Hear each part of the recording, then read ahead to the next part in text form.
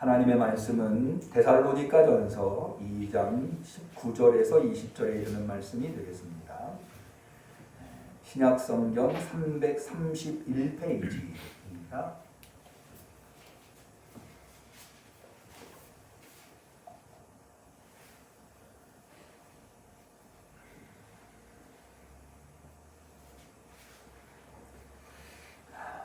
(12월) 세 번째 주일, 특별히 대강절 네 번째 주일, 성탄절을 앞두고 있는 대강절 마지막 주 주일에 하나님께서 사랑하는 우리 응암교회 성도님들에게 주신 소중한 하나님의 말씀, 데살로니가전서 2장 19절 20절 두 절의 말씀을 우리 모두 하나님의 말씀을 마음에 받든다는 의미에서 소리를 내어서 같이 봉독하시겠습니다. 우리의 소망이나 기쁨이나 자랑의 면류관이 무엇이냐? 그의 강림하실 때 우리 주 예수 앞에 너희가 아니냐? 너희는 우리의 영광이요 기쁨이니라. 아멘. 우리 응암교회 성도님들 얼마나 수고가 많으셨습니까? 모쪼록 예배를 통해서, 특별히 말씀을 통해서 우리 성도님들 하나님께서 위로해 주시고 또 한 주간을 살아갈 힘과 용기, 능력을 베풀어 주시기를 주님의 이름으로 간절히 축원합니다.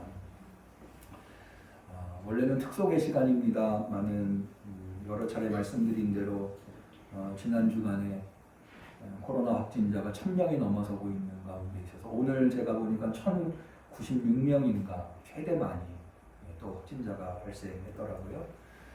그런 상황이어서 지난 금요일 날 긴급하게 우리 당회원들이 모여서 모든 예배를 대면 예배로 비록 아직 2.5단계여서 20명까지는 우리가 예배실에 모일 수 있지만 그러나 선제적으로 우리 교회가 조금이라도 교회에서 확진자가 나와서는 안 되겠기에, 감사하게도 은평구에서는 아직까지 교회에서 확진자가 없어서 다행입니다만은, 그래서 대면 예배를 비대면 예배로 돌리고 이렇게 비대면 예배에 참여할 수 있도록 준비하였습니다. 그래서 비대면 예배에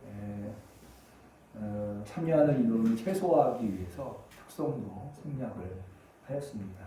그렇게 우리 성도님들께서 지금은 비상시국이니만큼 이해를 해주시면 감사하겠습니다.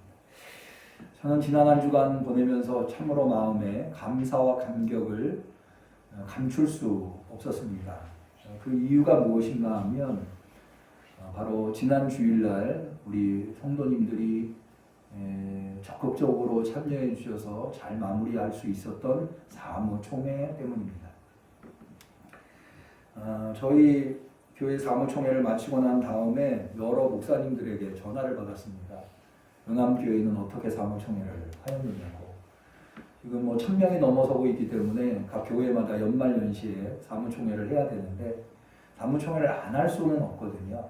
사무총회를 해야 교단에 보고를 할 수 있고 그래야 여러 가지 행정적인 절차들을 진행할 수 있기 때문에 사무총회를 하긴 해야 되는데 모일 수가 없으니까 어떻게 해야 하느냐. 다들 걱정이시더라고요. 근데 우리 성도님들은 그렇게 짠 것도 아닌데 참 놀랍죠. 지난주에 세보니까 출석 인원이 딱 20명 오셨더라고요. 저를 포함해서. 그리고 대부분의 성도님들이 90%의 성도님들이 다 위임장을 쓰셨고, 그래서 큰 어려움 없이 사무총회를 잘 마무리할 수 있었습니다.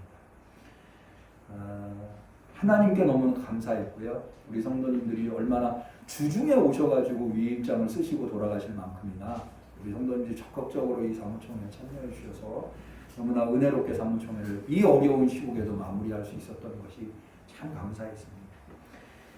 또 뿐만 아니라 사무총회를 또 마무리하면서 감사한 것은 지난 한 해 정말 힘들고 어려운 한 해지 않았습니까? 교회만 힘든 것이 아니라 교회도 사실은 여러 차례 제가 예배를 드리면서도 말씀을 드렸습니다마는 우리가 이렇게 비대면 예배로 예배를 드린 적이 어디 있습니까?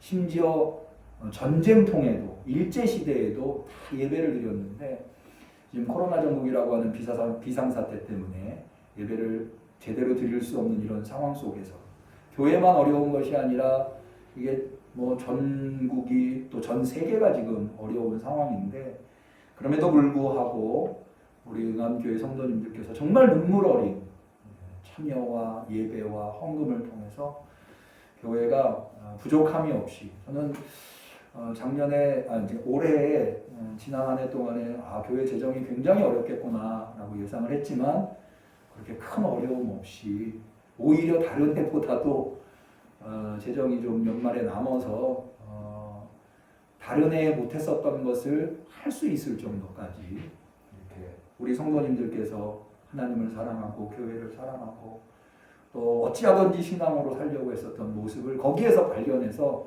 제가 너무 감격스러웠습니다. 이렇게 지난 한 해를 결산하는 사무총회뿐만 아니라 또 우리가 지난 사무총회 때 장로님 한 분과 또 권사님 8분, 안수집사님 7분 해서 모두 18분의 임직자들을 새로 세우지 않았습니까? 내년이 우리 응암교회 60년 역사 속에 정말로 새로운 역사를 쓰게 되는 입당이 있는 한 해였는데 이런 어려운 상황 속에서도 이렇게 임직을 할 수 있다고 하는 것이 또 2021년도를 이렇게 꿈과 비전을 가지고 시작할 수 있다고 하는 것이 얼마나 감사한지 얼마나 감격스러운지 그래서 이런저런 이유들 때문에 저는 지난 한 주간 감사와 감격으로 지낼 수 있었습니다. 저는 우리 응암교회 물론 우리 응암교회를 사랑하시는 무엇보다도 하나님의 은혜가 놀랍지만 그러나 우리 응암교회 성도님들 한 사람 한 사람을 생각할 때마다 정말 눈물 어린 헌신과 눈물 어린 신앙으로 몸부림치시면서 신앙생활을 하시고 하나님을 사랑하시고 또 교회를 사랑하시는 모습을 볼 때마다 정말 우리 성도들을 더 뭘로 표현할 수 있을까? 이 보석 같은 분들을 뭘로 표현할 수 있을까? 늘 마음속에 감사와 감격이 있는데 오늘 우리가 읽은 본문에 보면 우리 응암교회 성도님들을 내가 뭘로 표현할 수 있을까 고민했는데 그 고민에 대한 해답이 나와 있는 것을 발견했습니다.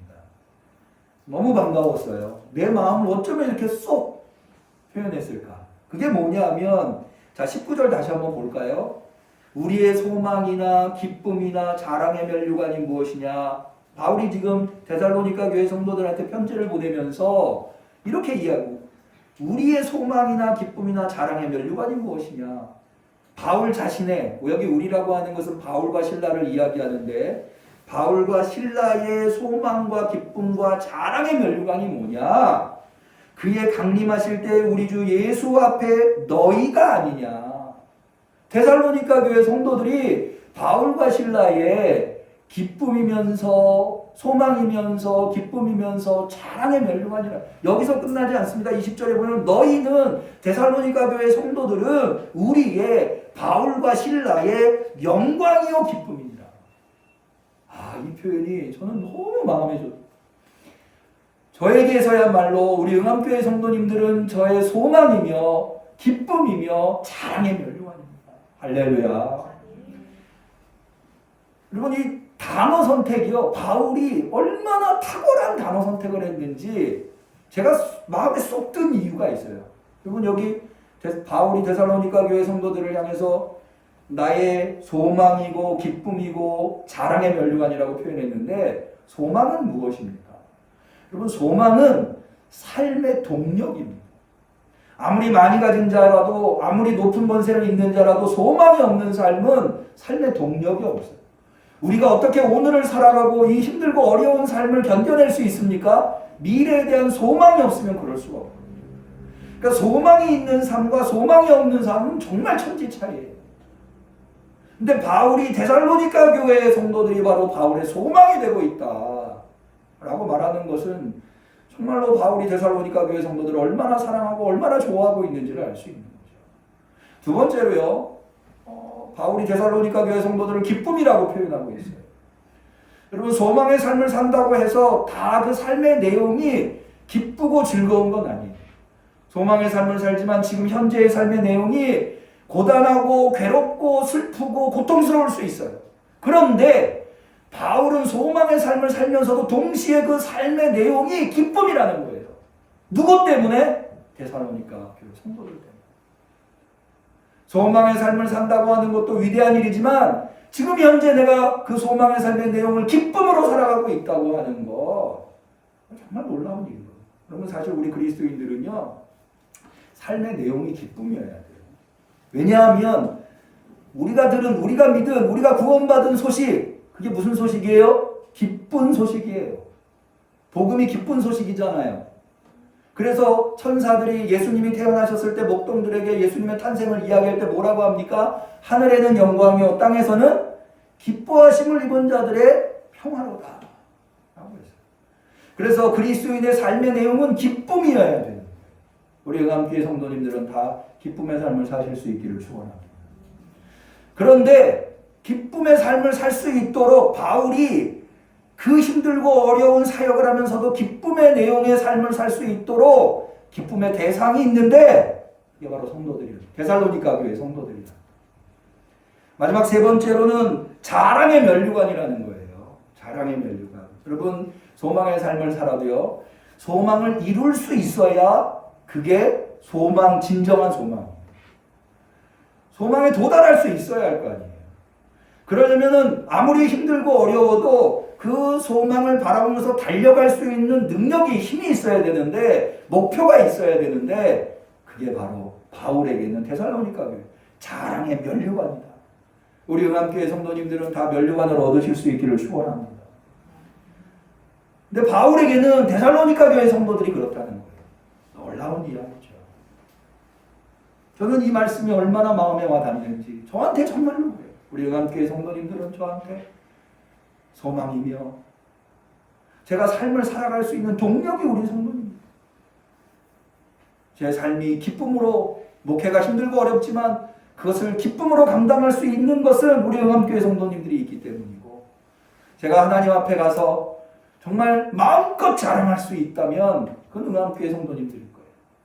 여기 특별히 본문에서 주목해서 봐야 할 내용이 뭐냐 하면 바울이 데살로니가 교회 성도들을 소망이고 자신의 기쁨이고 자신의 자랑의 면류관이라고 어디 앞에서 그렇게 표현하느냐? 중간에 보면 그의 강림하실 때 우리 주 예수 앞에 너희가 아니라 사람들 앞에서 기쁨이다, 사람들 앞에서 소망이다, 사람들 앞에서 자랑의 면류관이다가 아니라 강림하실 예수님 앞에서 바울에게 소망과 기쁨과 자랑의 면류관이 데살로니가 교회 성도들이라는 거예요. 이것이 대단히 중요한 의미는요. 여러분 우리가요 하기 좋은 말로 너는 나의 소망이야, 너는 나의 기쁨이야, 너는 나의 자랑의 면류관이야. 속으로는 전혀 그렇게 생각하지 않는데도 겉으로는 그렇게 말할 수 있어요. 그런데 누구 앞에서는 그럴 수 없어요? 예수님 앞에서는 그럴 수 없어요. 예수님은 우리의 중심을 보시는 분이거든요. 근데 바울은 뭐라고 얘기하는가 하면 예수님 앞에서 데살로니가 교회 성도들이 자신의 소망이고 자신의 기쁨이고 자신의 자랑의 면류관이라는 거예요. 그러니까 이게 얼마나 진정성 있는 바울의 고백인가 충분히 알 수 있는 거죠. 그러면 도대체 데살로니가 교회 성도들은 바울에게 어떤 존재였길래, 데살로니가 교회 성도들은 어떤 성도들이었길래 정말로 우리식의 표현 입이 침이 마르도록 이렇게 칭찬하고 좋아하고 있는가. 저도 우리 응암교회 성도님들이 누가 봐도 입에 침이 마르도록 자랑할 수 있는 소망이 되고 기쁨이 되고 자랑의 면류관이 될 수 있기를 축원합니다. 어떻게 하면 그렇게 될 수 있는가? 오늘 말씀을 통해서 그것을 좀 배워보려고 합니다. 먼저 그걸 알기 위해서는 데살로니가 교회가 어떤 상황에 놓여 있는 교회가 어떻게 생겨났고 어떤 상황에서 신앙생활을 하고 있는가를 먼저 볼 필요가 있습니다. 데살로니가라고 하는 도시는 사실 마케도니아라고 하는 주, 왜 미국에는 50개의 주가 있다고 하잖아요. 우리나라에도 여러 그 도들이 있죠. 경상도, 전라도, 이게 다 사실은 주거든요. 경상도라고 하는 도가 경주, 상주가 합쳐져서 경상도라고 하더라고요. 경상도의 제일 큰 도시는 부산이긴 합니다만은 부산보다는 경주, 상주가 원래는 경상도의 주된 도시였다라고 하더라고요. 그런 것처럼 로마 제국에 주들이 있었어요. 여러 개의 주가 있는데 그 중에 대표적인 주 중에 하나가 마케도니아 주였습니다. 이게 왜 대표적인 주라고 이야기를 하는가 하면 마케도니아 하면 누가 떠올라야 하냐면 알렉산더 대왕이 떠올라요. 알렉산더 대왕이 그리스를, 지금 마케도니아가 지금의 그리스인데 헬라 문명을 이 유럽에 전파한 대표적인 인물이 알렉산더 아닙니까? 알렉산더의 나라가 바로 마케도니아거든요. 그런데 이 로마 시대의 마케도니아 주의 수도가 어디였냐면 바로 데살로니카였어요. 왜 거기가 데살로니카가 마케도니아라고 하는 헬라 문명의 중심지의 수도일 수 있었는가 하면 이 데살로니카는 항구와 육로를 로마에서 연결해주는 교통의 요충지였어요. 우리나라로 이야기하면 인천항, 아니면 부산항 이런 데처럼. 그러니까는 로마 제국의 서와 동, 동과 서를 연결하는 육로, 대표적인 육로가 티그나티아라고 하는 길이었는데 바로 이 데살로니카가 그 위에 있었어요. 그리고 마케도니아의 가장 대표적인 항구 도시가 데살로니카예요. 그러니까 해로와 육로의 중심점에 있는 도시가 데살로니카.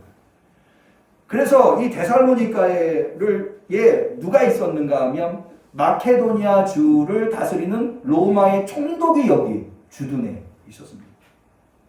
이런 것을 볼 때에 이 데살로니카라고 하는 도시는 이 무역을 통해서 대단히 부유한 도시일 뿐만 아니라 거기는 헬라 문명과 이른바 그레코 로망 사회라고 하는 것의 가장 대표적인 도시. 그레코 로망. 예수님 시대, 바울 시대를 1세기를 그레코 로망 시대라고 하는데 그리스 문명과 로마 정치가 합쳐진 형태. 이게 그레코 로망이거든요.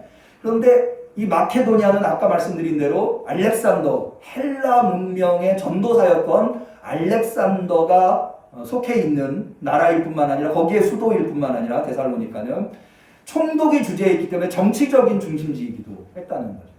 그러니까는 문명적으로 굉장히 높은 문명에 있는데 이 헬라 문화의 높은 문명에 있다고 하는 것은 뭘 의미하냐면 우상이 만연해 있다는 거예요. 그리스 신화에 보면 신전에 보면 얼마나 우상이 많이 있습니까? 그러니까는 데살로니카는 우상이 만연해 있는 도시고 또 여기가 항구 도시면서 교통의 요충지이기 때문에 무역을 많이 해서 부유한 도시. 부유한 도시니까는 도덕적으로 타락해 있었어요. 그래서 대부분의 이 항구 도시들이 그렇습니다만은 성적으로 대단히 타락해 있었던 도시가 바로 데살로니카였다. 심지어 기독교인들에게는 악명 높은 도시였는데 왜냐하면 기독교인 바울의 선교 초기에 기독교를 공권력이 나서서 박해하던 도시가 데살로니카였어요. 이 데살로니가전서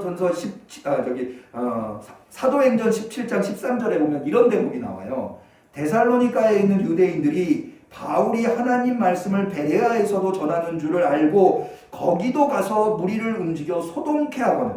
그러니까 데살로니카에 있는 유대인들이 베레아까지 와서 하나님의 말씀을 전하는 바울을 박해했다는 이야기. 이게 무슨 얘기냐면요.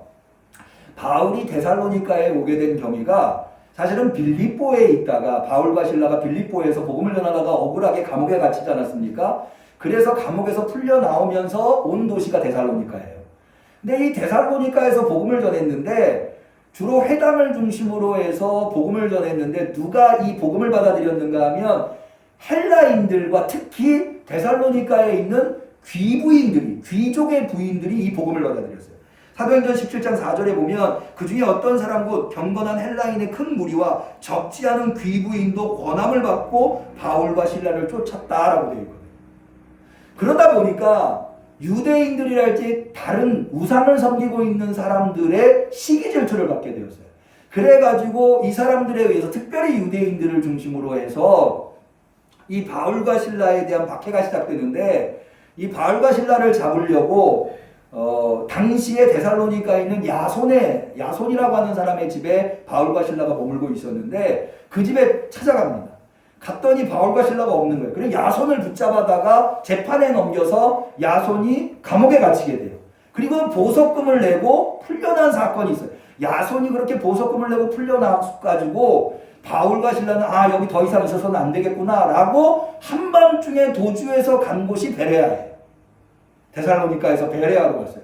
그런데 그렇게 베레아로 바울과 신라가 한밤중에 야반도주한 거죠. 야반도주했는데 이걸 알고 데살로니가에 있는 유대인들이 베레아까지 와가지고 바울과 신라를, 그러니까 얼마나 대대적인 기독교에 대한 박해가 있었는지 알죠. 그러니까 데살로니가라고 하는 도시가 우상 숭배가 만연해 있었고 도덕적으로 타락해 있었고 또 기독교에 대해서 대대적인 박해가 있었던, 그러니까는 기독교 신앙 생활을 하는 데는 너무나 어려운 형편에 놓여 있었던 것이 데살로니가의 상황이었다. 그럼에도 불구하고 데살로니가 교회의 성도들은 그런 상황 속에서 어떤 신앙생활을 영위하였는가? 우리 데살로니가전서 1장 2절을 볼까요?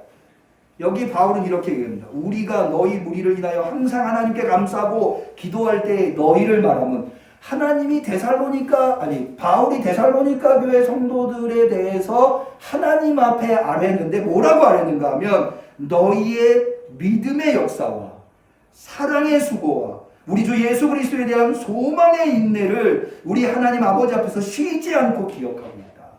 그러니까는 데살로니가 교회 성도들은 한마디로 얘기해서 믿음의 역사, 사랑의 수고, 소망의 인내의 모범적인 교회였다.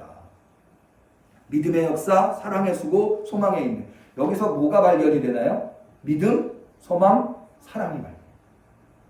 믿음, 소망, 사랑. 그 믿음, 소망, 사랑을 신앙 속에서 구현하고 있는 교회, 데살로니가 교회 성도들이었다는 거예요. 믿음의 역사, 사랑의 수고, 소망의 인내. 우리 응암교회도 이런 믿음의 역사, 사랑의 수고, 소망의 인내가 있기를 축원합니다. 믿음, 소망, 사랑은 기독교의 가장 중요한 가치. 근데 그 믿음, 소망, 사랑이 데살로니가 교회에서 구현되고 있다는 거예요. 특별히요, 데살로니가 교회 성도들은 믿음, 소망, 사랑 중에 뭐를 제일 잘하는 성도였는가 하면 사랑을 제일 잘하는 성도예요. 믿음, 소망, 사랑. 이것은 항상 있을 것인데 그 중에 제일이 뭐죠? 사랑이죠. 근데 데살로니가 교회 성도들은 믿음, 소망, 사랑, 믿음의 역사, 사랑의 수고, 소망의 인내가 있는데 그 중에 최고가 사랑인데 사랑을 가장 잘하고 있는, 그걸 어떻게 할 수 있느냐? 데살로니가전서 4장 9절에 보면 바울이 이렇게 이야기합니다. 형제 사랑에 관하여는 너희에게 쓸 것이 없음을 너희가 친히 하나님의 가르침을 받아 서로 사랑합니다. 무슨 얘기냐? 데살로니가 교회 성도들이 사랑을 얼마나 잘하는지 사랑에 대해서는 더 이상 말할 게 없다 라고 말할 정도. 저는요, 우리 응암교회 성도님들을 생각하면 물론 믿음을 지키시려고 애쓰고 있고 또 하나님 나라에 대한 소망으로 믿음을 지켜내고 계시지만 무엇보다도 우리 응암교회 성도님들은 사랑만큼은 어디에 내놔도 자랑할 만한 교회다. 저는 그런 자부를 가지고 있습니다. 제가 어제 어느 교회의 권사님에게 좀 늦은 시간에 전화를 받았어요. 이 권사님은 저희 교회가 응암동에 있을 때 새벽 기도에 오시던, 수년을 새벽 기도에 오시던 권사님이셨어요. 이 권사님이 왜 저한테 전화를 하셨느냐? 이 권사님도 거기 재개발이 되니까 이사를 연신내로 가셨더라고요. 그런데 저희 교회 새벽 기도 올 때 이 권사님이 형편이 너무 힘들어가지고 11조를 제대로 못 하셨다는 거예요. 근데 그게 늘 마음에 걸렸는데 정영숙 권사님, 저희 교회 정영숙 권사님 지금 연세가 높으셔가지고 교회에 못 오시지만 정영숙 권사님 잘 아시죠? 새벽 기도에 빠지지 않고 오시는 그 정영숙 권사님이 늘 자신을 위해서 기도해 주셨다. 정 권사님이랑 같이 새벽 기도실에서 밤새 기도도 하시고 그러면서 그 정영숙 권사님의 사랑 때문에 응암교회를 잊을 수가 없다는, 늘 잊지 못했다는. 그래서 지금은 형편이 나아져서 11조를 할 수 있는 상황이 되어서 지금 본교회에 11조를 하지만 그때 11조를 못했던 것만큼은 응암교회에 하고 싶다. 그래서 저한테 전화를 주셨더라고요. 저는 사실 이런 내용들은요, 수도 없이 해요. 우리 교회에 다니시다가 여러 가지 이유로 인해서 멀리 이사를 가신 분들이 우리 교회 성도들이 베푼 사랑을 잊지 못해서 끊임없이 저한테 계속 연락이 오고 그런 분들이 굉장히 많아요. 이런 거를 놓고 볼 때 우리 응암교회는 다른 건 몰라도 우리 응암교회에 대단한 부자가 있는 것도 아니고 대단한 권력자가 있는 건 아니지만 그러나 사랑만큼은 어디에다 내놔도 부족함이 없는 자랑할 만한 교회가 아닌가. 데살로니가 교회 성도들이 그랬어요.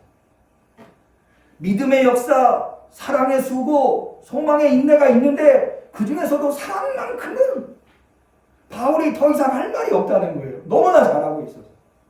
근데 이 이야기는요, 바울이 꾸며낸 이야기가 아니라는 거예요. 이거는 데살로니가 교회 성도들이 이렇게 잘 모범적인 신앙생활을 하고 있는 것은 다른 교회 성도들이 오히려 바울에게 이야기해 줄 만큼 그렇게 소문이 자자하게 났다는 거예요.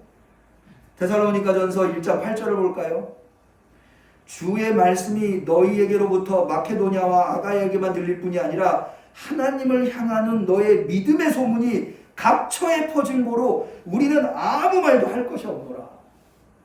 데살로니가 교회 성도들에 대해서 다른 교회 성도들한테 데살로니가 교회 성도들이 얼마나 믿음, 소망, 사랑을 잘하고 있는지 알 수 없어 라고 말할 필요가 없다는 거예요. 왜? 이미 다 잘 알고 있어서. 그러니까는 이 다른 예를 들어서 뭐 빌립보 교회도 있을 테고 아가야 교회도 에베소 교회도 있을 테고 여러 교회들이 있을 거 아니에요.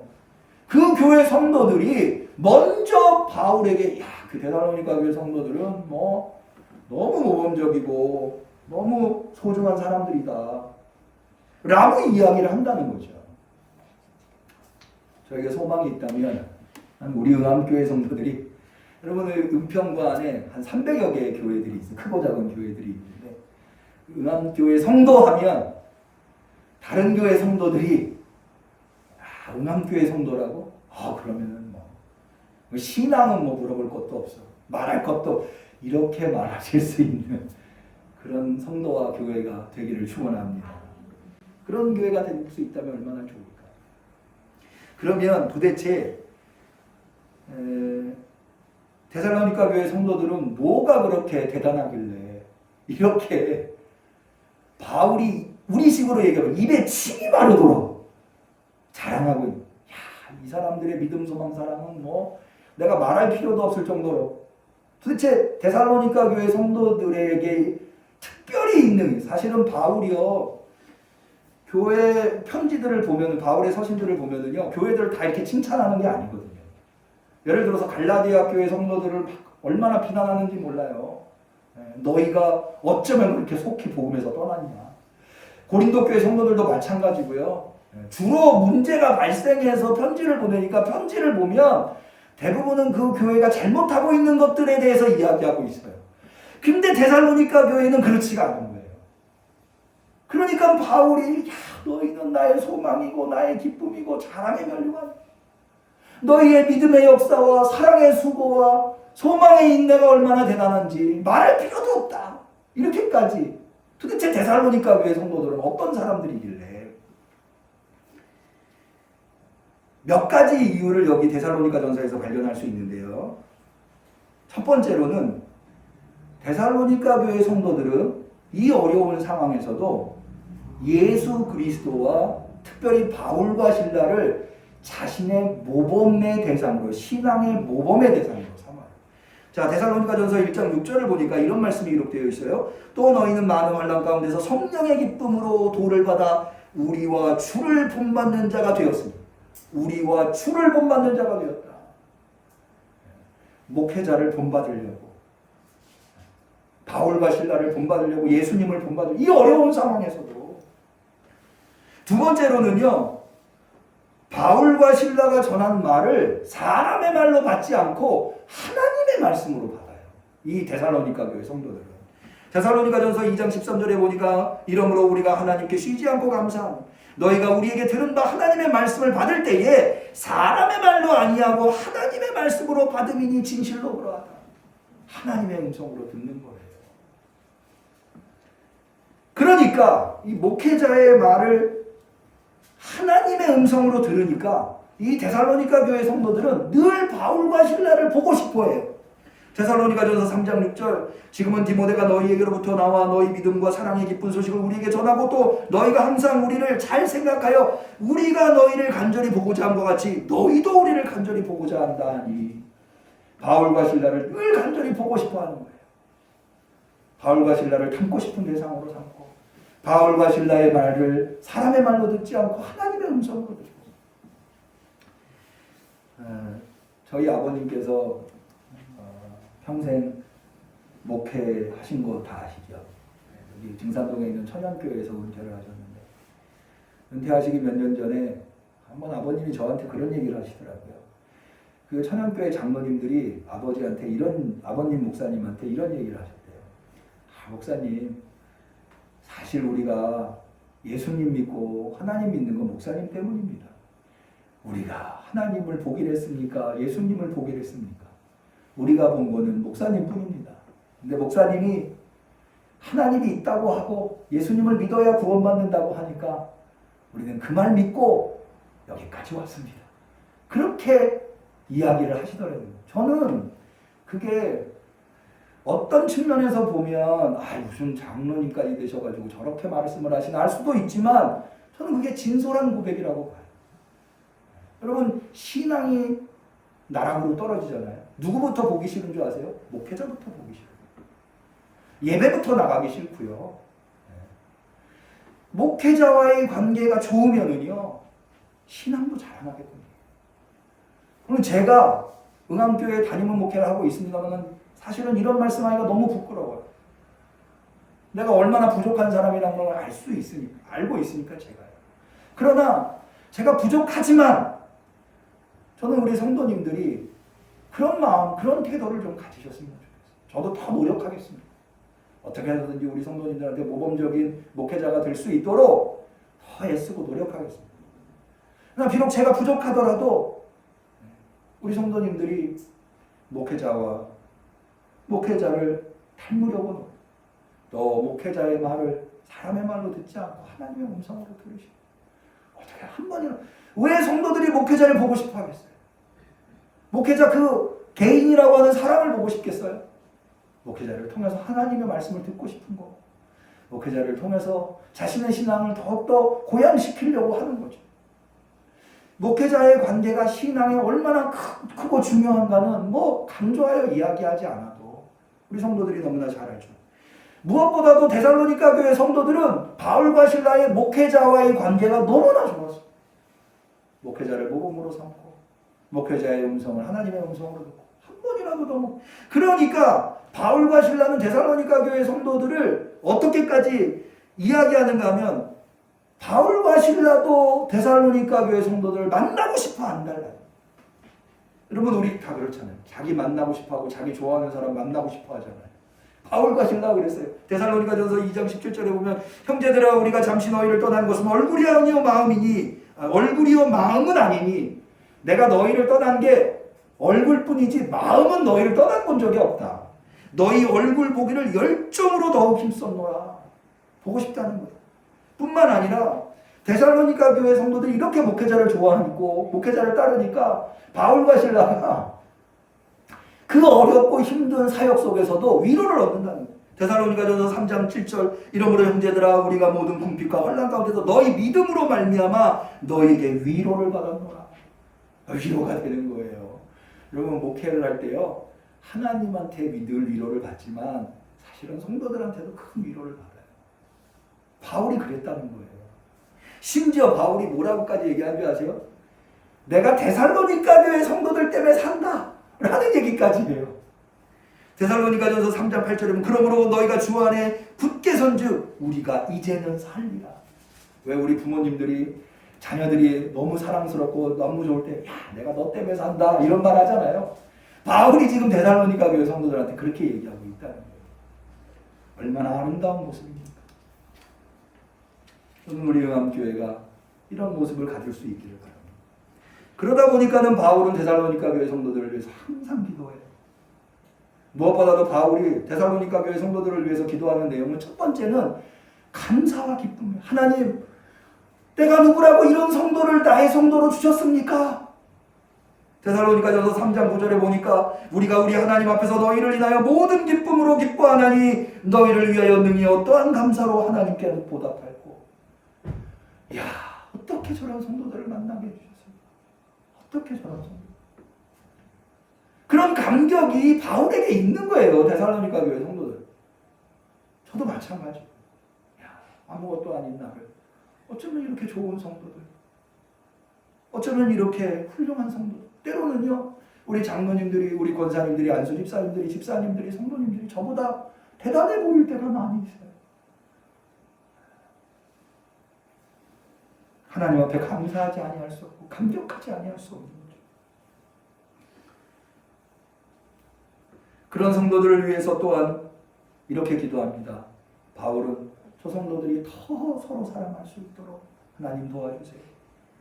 데살로니가전서 3장 12절, 또 주께서 우리가 너희를 사랑함과 같이 너희도 피차간 모든 사람에 대한 사랑이 더욱 많나 넘치게 하기를 소원합니다. 더 나아가서 데살로니가가 도덕적으로 타락해 있는 지역이라고 했죠. 그래서 신앙, 거룩한 믿음 지킨다고 하는 것, 하나님 그들이 하나님 앞에서 흠없도록 거룩함을 지킬 수 있도록 도와주세요. 데살로니가전서 3장 13절, 너희 마음을 굳게 하시고 우리 주 예수께서 그의 모든 성도와 함께 강림하실 때에 하나님 우리 아버지 앞에서 거룩함에 흠이 없게 하시기를 원합니다. 이렇게 성도들을 위해서 늘 기도하는 모습을 봅니다. 마지막으로 데살로니가 교회 성도들한테 바울은 데살로니가전서에서 권면을 잊지 않습니다. 왜 달리는 말에 채찍질한다고 하잖아요. 데살로니가 교회 성도들이 지금 아주 잘하고 있어요. 그런데 더 잘할 수 있다. 그게 뭐냐? 지금도 잘하고 있지만 더 잘할 수 있도록 바울이 권면한다고 하는 것을, 여러분 데살로니가전서 4장 1절 볼까요? 정말로 형제들아 우리가 주 예수 안에서 너희에게 구하고 권면하노니 너희가 마땅히 어떻게 행하며 하나님께 기쁘시게 할 것을 우리에게 받았으니 곧 너희 행하는 바라. 데살로니가 교회 성도들이 잘 행하고 있다는, 너희 행하는 바가 그것이다. 잘하고 있다. 더욱 많이 힘쓰라. 지금 잘하고 있는데 더 열심히 해봐. 여러분, 잘함에는 한계가 없어요. 지금 잘하고 있어도요, 더 잘하려고 노력하잖아요. 더 잘하게 돼요. 더 잘하게 되면 저는 때로는 안타까운 점이, 저분은 조금만 더 노력하시면 훨씬 더 잘할 수 있고 훨씬 더 잘 신앙생활을 하시면 훨씬 더 신앙의 즐거움을 만끽하실 수 있을 텐데 그 한계를 못 넘어 쓰시는 거예요. 그 한계. 그것만 넘어. 우리 찬송가 중에 많은 사람이 얕은 물가에서 깊은 데로 두려워서 못 들어가. 근데 두려워하지 말고 조금만 더 노력하는. 학생들도 마찬가지죠. 공부 잘 못할 때는요, 공부가 재미없어요. 근데 공부 잘하는 학생은요, 공부가 재밌는 거예요. 더 열심히 할수록 더 재밌어지는 거예요. 모든 게 다 마찬가지. 언어도 마찬가지, 기술도 마찬가지. 노력하면 노력할수록 더 잘하게 돼. 더 잘하게 되면 거기로부터 더 큰 즐거움을 얻게 돼요. 신앙도 마찬가지. 그래서 바울이 이야기해요. 더 많이 힘쓰라. 데살로니가전서 4장 10절, 너희가 온 마케도니아 모든 형제를 대하여 과연 이것을 행하도다. 형제들아 권하노니 더 많이 하라. 더 힘쓰는 거예요. 조금만 더 열심히. 어제보다는 오늘 조금 더, 오늘보다는 내일 조금 더. 두 번째로는요, 바울이 데살로니가 교회 성도들한테 권면하기를 열심히 일하라는 거예요. 데살로니가전서 4장 11절, 또 너희에게 명한 것 같이 종용하여 자기 일을 하고 너희 손으로 일하기를 힘쓰라. 여러분, 바울 시대에 예수님이 곧 오신다는 생각을 해서 뭐 세상 일 할 필요 있어? 예수님 곧 오시는데, 이런 생각을 하고 있었던, 잘못된 신앙을 가지고 있었던 사람들이 있었어요. 오늘날도 종말론에 경도된 사람들이 학교도 안 가고 직장도 안 가고 한데 모여가지고 사회적인 문제를 일으키고 그런 경우들 많이 보잖아요. 근데 아니라는 거예요. 바울은 당장 내일 예수님이 오신다 하더라도 오늘 일하는 것이 가치가 있다는 거예요. 왜 가치 있느냐? 두 가지 이유 때문에. 첫 번째는 형제들한테 사랑의 구제를 하기 위해서. 두 번째로는 예수 믿지 않는 사람들 앞에서 구차하게 보이지 않게 하려고. 데살로니가전서 4장 12절, 이는 외인을 대하여 단정히 행하고 또한 아무 궁핍함이 없게 하려 합니다. 예수 믿지 않는 사람들이 아유 저 예수 믿는 사람 다 거지야 거지. 이렇게 손가락질하지 않게 하려고, 구차해 보이지 않게 하려고, 쯧쯧쯧하지 않게 하려고 일하라는 거예요. 내일 당장 예수님이 오신다 하더라도 일하라는 거예요. 마지막 세 번째 권면하는 것은 깨어 있으라는 겁니다. 데살로니가전서 5장 6절 그러므로 우리는 다른 이들과 같이 자지 말고 오직 깨어 근신하라. 왜? 예수님이 도적같이 오실 거예요. 우리 함께 성도님들은 다 깨어 있으시기를 축원합니다. 여기 놀라운 바울의 논리가 있는데요. 바울이 예수님이 오실 때에 대해서는 쓸 것이 없다 그러면 데살로니가전서 5장 1절에 형제들아 때와 시기에 관한 너에게 쓸 것이 없다. 쓸 것이 없는 게 아니라 사실은 쓸 수가 없어요. 언제 올지 모르니까. 예수님이 언제 오실지 모르니까. 도적같이 오시니까. 그런데 예수님이 도적같이 오신다고 하는 것을 알고 깨어있는 성도들은요, 예수님이 도적같이 안 와요. 데살로니가전서 5장 4절에 보면 형제들아 너희는 어둠에 있지 아니하매 그날이 도적같이 너희에게 임하지 못하리니. 누군가에게는 도적같이 오는데 깨어있는 자들, 이게 무슨 얘기냐면요, 여러분 잠들어 있는 사람은 도적이 언제 오는지 방비할 수 없죠. 근데 도적이 반드시 올 거라고 하는 걸 알고 깨어있다면 어떻게 될까요? 언제 와도 상관없겠죠. 그러니까 도적같이 임하지 않는다고 하는 것은 깨어있기 때문에 가능한 거예요. 깨어있어요. 예수님께서 십자가에 매달리시기 전에 겟세마네 동산에서 제자들한테 반복해서 이야기하시는 게 뭐예요? 깨어있어라. 깨어있어라. 너희가 한시라도 나와 깨어있을 수 없다냐. 바울은 데살로니가 교회의 성도들을 사랑하기 때문에 깨어있어야 한다고 말하고 있습니다. 대강절입니다. 우리는 예수님을 기다리는, 이제 돌아오는 금요일 예수님이 이 땅에 아기 예수님으로 탄생하십니다. 대강절 4주 동안 우리가 한 달 동안 지키면서 우리가 깨어있도록 노력해 왔습니다. 저는 데살로니가 교회 성도들처럼 이 시대에 우리 응암교회가 데살로니가 교회 성도가 되었으면, 그러기 위해서 지금 아주 너무나 잘하고 계신데요. 그러기 위해 저도 열심히 기도하겠습니다. 우리 성도들 위해서 최선을 다해서 기도하겠습니다. 최선을 다해서 묵양하겠습니다. 우리 성도님들께서도 더 하십시다. 2021년도 2020년도에 못한 것을 다 만회하고 또 하나님의 역사의 새로운 장을 열 수 있도록 더 열심히 더 하시고 더 일하고 더 깨어 있어서 하나님께서 저의 소망이며 저의 기쁨이며 저의 자랑의 면류관을 넘어서서 우리 은평구의 소망이며 은평구의 기쁨이며 은평구의 자랑, 이 나라 이 민족의 자랑의 면류관이 될 수 있는 우리 응암교회가 되시기를 주님의 이름으로 간절히 축원합니다. 기도하겠습니다. 하나님 아버지, 오늘 우리에게 이렇게 너무나도 귀하고 소중한 말씀으로 우리를 깨우쳐 주시니 감사합니다. 주님, 제가 무엇이간데 이토록 소중한, 이토록 모범적인, 이토록 사랑이 넘치는 성도를 허락하여 주셨습니다. 주님, 아오나 우리가 더 하나님의 사명을 잘 감당하기 위해서 이 종이 기도하오니 우리 성도들에게 힘과 능력을 주시고 위로 주시고 힘 주시고 능력 주셔서 더 잘할 수 있는 교회, 그래서 응암동의 소문이 나고 서울의 소문이 나고 대한민국의 소문이 나는 우리 응암교회가 되게 하여 주옵소서. 예수님의 이름으로 기도 올리옵나이다. 아멘.